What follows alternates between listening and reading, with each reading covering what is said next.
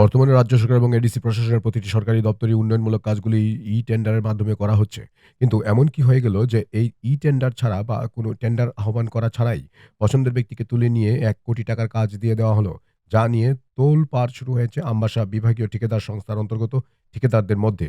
হ্যাঁ, এমনটি হয়েছে ধলাই জেলার শিকারীবাড়ি জোনালের অন্তর্গত পূর্ত দপ্তরে।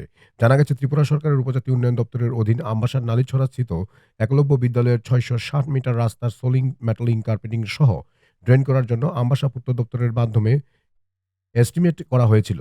কিন্তু কোনো এক অদৃশ্য কারণে রাজ্য পূর্ত দপ্তরকে না দিয়ে সেই কাজটা রাজ্য সরকারের উপজাতি উন্নয়ন দপ্তরের মাধ্যমে এডিসি প্রশাসনের পূর্ত দপ্তরের হাতে তুলে দেওয়া হলো। এডিসি পূর্ত দপ্তর থেকে সেই কাজটি কোনো ধরনের টেন্ডার বা টেন্ডার করা ছাড়াই সালেমের ঠিকাদার সুজিত ঘোষের হাতে তুলে দেওয়া হলো। ৯৪,৪৭,০০০ টাকার কাজটি তুলে দেওয়া হলো ৭% বৃদ্ধিতে, যার মোট ব্যয় বরাদ্দ হলো ১,০৮,০০০ টাকা। বিনা টেন্ডারে কেন কাজটি দিয়ে দেওয়া হলো, এই নিয়ে ১৭ ফেব্রুয়ারি আমবাসা বিভাগীয় ঠিকাদার সংস্থার পক্ষে ঠিকাদাররা ডেপুটেশনে মিলিত হন এডিসির পূর্ত বাস্তুকার মনোজ ঝা এর সাথে।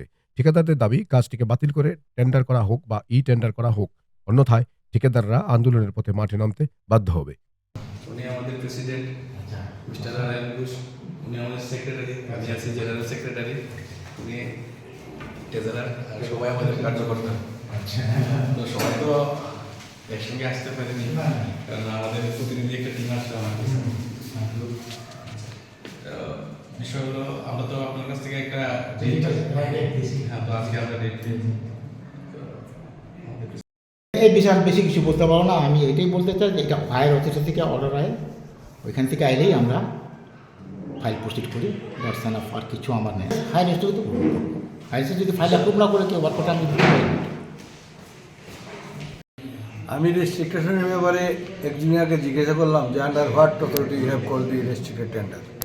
উনি বললো যে I have got power from delegated power from fire authority, that is chief engineer. তো ইয়েস, চিফ ইঞ্জিনিয়ার এই পাওয়ার দিতে পারে, কিন্তু এই যে পাওয়ার দিল রেজিস্ট্রেটেড কন্ট্রাক্টরের নাম কে সিলেক্ট করলো? তারাই করছে অফিস থেকে। How to clear? এখানে সো মেনি কন্ট্রাক্টর এই নাম্বার আর ডিভিশন, বাট দুইজনা তিনজনা তারা সিলেক্ট করে পাঠাইলো, এবং যারা কাম দিছে বা করতেছে তাদের তো ব্যাকগ্রাউন্ড বলো না। They have taken so many works in number আর ডিভিশন, এবং দিনের পর দিন ফালে রাখছে, কাজ করতেছে না, পাবলিক ভুগতেছে, সব কিছু করতেছে, ইঞ্জিনিয়ার ভুগতেছে। তো এই সাহেব করে এটা আমার কিছু বলার মতো নেই।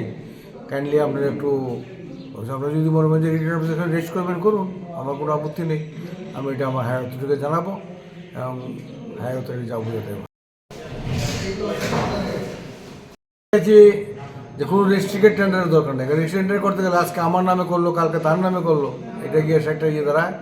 টেন্ডার ওভারঅল হোক, যেহেতু টেন্ডার এখানে ওভারঅলই হোক, এবং এই টেন্ডারটা যদি তারা রেজিস্ট্রিক্টেড না করতো তাহলে কিন্তু তাদের সরকারের, মানে আমাদের সরকারের প্রচুর টাকা সেভ হইত। এটা মিনিমাম 10 to 12% বিলোর কাজ, ওকে 7% অফ দিয়ে দিচ্ছে। অফ ক্লিয়ার এই রেট তো আজকে বোধহয় 10 বছর ভিতরে রেট নাই।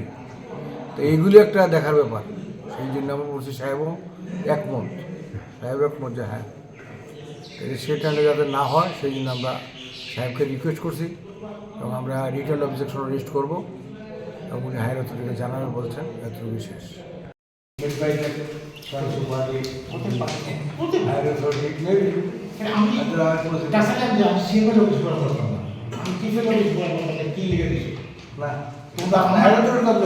আমি কোন বসে থেকে পাই না, তোমরা ফাইল পাঠাইছো।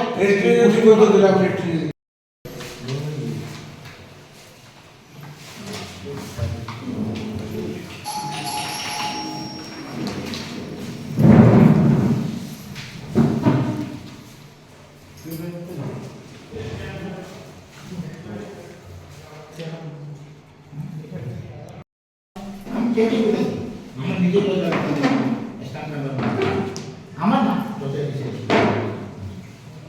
কিছু করুন না, উপর দিকে সব কিছু আছে, যে গাইছে তারা বাধ্য আমরা ফাইল পাঠাই, তারা অ্যাপ্রুভ করে দিয়েছে। আপনাদের নাম কি সিলেক্ট করছে এখান থেকে? দেন হবে ঠিক আছে, I took like that. Something good. আমার প্রশ্ন একটা কথা হলো, বলে ওরা যে কিছু রেস্ট্রিক্টেড টেন্ডার প্রপোজাল শুনলাম। I think that you have got the guardian role of chief engineer purpose of restricted tender. From higher authority. এটা আমার ক্ষমতা As নাই। per norms of the PWS, PWD, permission should be taken from the higher authority Yes. when you are called the restricted tender. Yes. Then how you access the names of all, Come by. কিন্তু sir আপনারা দেখবেন হ্যাঁ। আর মানে higher authority ওইটা কিভাবে শুধু ওই এককভাবে ওনাকে টেন্ডারটা পার্টিসিপেট করতে পারে বা দিতে পারে, এটা তো অনৈতিকভাবে। আমরা তো যা দেখতে পাই কিন্তু এটা তো অনেক- স্টেট টেন্ডার পিডব্লিউ কল করতো, তো আজ কয়েক বছর ধরে বন্ধ আছে, একটা যেগুলো অবজেকশন দিয়েছিল, তখন আমি ফার্স্টলি অবজেকশন দিলাম, and then chief engineer order to engineer to cancel contractor হ্যাঁ। Everybody availability of work. এটা বলতে বলতে প্লিজ এটা যদি কোন আমার যদি আমি কিছু থাকে আপনি পাঠাই দিন আইরন থেকে এটা উপরে আপনি কথাই বলতে পারবেন না আই সেটা আপনি করে পাঠাই দিন তারপর সেই কোন আপনি ডিনাই করুন But only 2 or 3 names selected by them, how it was given. এটাই তো আমি এটার জন্য আমি জবাব জিস জবটা তো আমি রাখি আমরা তো বিগে ইঞ্জিনিয়ার, ইউআর ইঞ্জিনিয়ার, আমরা আপনাকেই তো বলবো। হ্যাঁ বলবেন ঠিক আছে না, এটা তো স্যার যে ওয়ার্ডটা তো স্যার আপনার ডিভিশনে হ্যাঁ ওয়ার্ড জানি হ্যাঁ কন্ট্রাক্টর ব্যাপারটা আমি বুঝতে পারছি না হ্যাঁ, তো ওয়ার্ডটা ডান হবে এখানে, তো যে যা যা ফর্মালিটি আছে এখানে তো এক্সিকিউটিভ ইঞ্জিনিয়ার প্রেসিড ওয়ার্ড করার ইস্যু তো করে দেন আপনি। হ্যাঁ আপনি বলছেন হায়ার অথরিটি ইনস্ট্রাকশন ইনস্ট্রাকশন আপনি করেছেন। নাম দিছে হায়ার অথরিটি নামটা সিলেক্ট করে পাঠাইছে, এই কন্ট্রাক্টরের ডিপার্টমেন্ট নিন্দা জানাই। যে কোনো আমার ডিপার্টমেন্ট এন্টায়ার দলাই জোনালে ফিশারি হোক, পিডব্লিউডি হোক, আপনার এআরডিডি হোক, এগ্রিকালচার হোক, বিভিন্ন দপ্তর থেকে ন্যূনতম আমি S A Dalai zonal chairman হিসেবে যে কোনো কাজের ক্ষেত্রে আমার কাছে ওয়ার্ক অর্ডার আহ্বানের উচিত ছিল, কিন্তু আমিও পাইনি, অবাক হয়ে গেলাম। আমি শুনলাম ডেপুটেশন দিয়েছে, সেটা এইভাবে ভবিষ্যতে না হয় এই জন্য আমি নিন্দা জানাই। এইভাবে ভবিষ্যতে যাতে না হয় সেটাই আমার অনুরোধ থাকবো। প্রশ্ন থাকবো, উইদাউট এনি নোটিফিকেশন টেন্ডার না করে ডেট কিছু বোঝা যায় না, হুট করে ডাইরেক্টলি কন্ট্রাক্টর হাতে ওয়ার্ক অর্ডার পুষতেই পারে। কেমনে হের হাতে ওয়ার্ক অর্ডার পুষলো সেটা আমার প্রশ্ন। ইভেন এখানে এস্টিমেট কোর্স হচ্ছে 94,40,185, কোয়ার্টারশিট হচ্ছে 7% অ্যাবাভ হতে হয়। আর স্টেটের যেটি ফান্ডগুলি ন্যূনতম 18 থেকে 32% লেসে দিতে হয়। তো স্টেটের যদি হয়ে থাকে কেন এখানে ডাইরেক্টলি 7% অ্যাবাভে করতে পারে? তো গভর্নমেন্ট ক্ষতি এবং ডিপার্টমেন্ট ক্ষতি। যদি স্টেটের যদি টাকা হয়ে, এটা তো ক্লিয়ার সবাই জানেন যে স্টেটের টাকা ইএমআরএসের, তো ডাইরেক্টলি স্টেটে দিতে পারে। পিডব্লিউডি আছে, বিভিন্ন দপ্তর আছে, টেকনিক্যাল প্রবলেম কোনো থাকবে না, এখানে ইঞ্জিনিয়ারিং ভালো ভালো আছে। তো এটাই আমি মনে করি, আমি S A Dalai zonal chairman হিসাবে সেই ট্রাইবাল ওয়েলফেয়ার টাকাটা ডাইরেক্ট খুমলুং পিডব্লিউতে দিয়েছে এবং দেওয়ার পর ডাইরেক্টলি ট্রাইবাল ওয়েলফেয়ার মিনিস্টার উনি মানুষকে ডাইরেক্ট হাতে ওয়ার্ক অর্ডার দিল উইদাউট এনি টেন্ডার। তো এটাই মনে করি আমি, এটা আমি অপোজ করি, আমি এটাকে আমি ঘৃণা করি, এইভাবে চলবে না। সেটা এডিসি গভর্নমেন্টকে একমাত্র টুপি পরার লক্ষ্য, আমি পরিষ্কার বলতে পারি। এডিসি গভর্নমেন্ট পিডব্লিউডিকে টুপি পরানো, দুর্নাম সরানোর লক্ষ্য এটা। প্রশ্ন থাকবো, যে ট্রাইবাল ওয়েলফেয়ার ডিপার্টমেন্ট স্টেট থেকে যদি হয়, তো আবারও যে কন্ট্রাক্টর, যে ব্যক্তি, যে কমলপুর থেকে সুজিত, কি নাম জানি, সুজিত ঘোষ নামে কিভাবে রেস্ট্রিক্ট টেন্ডার হলো?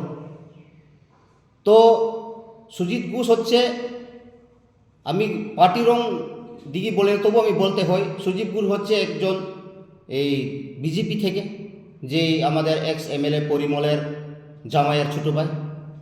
তো ট্রাইবাল ওয়েলফেয়ার মিনিস্টারও তো বিকাশ দেববর্মা।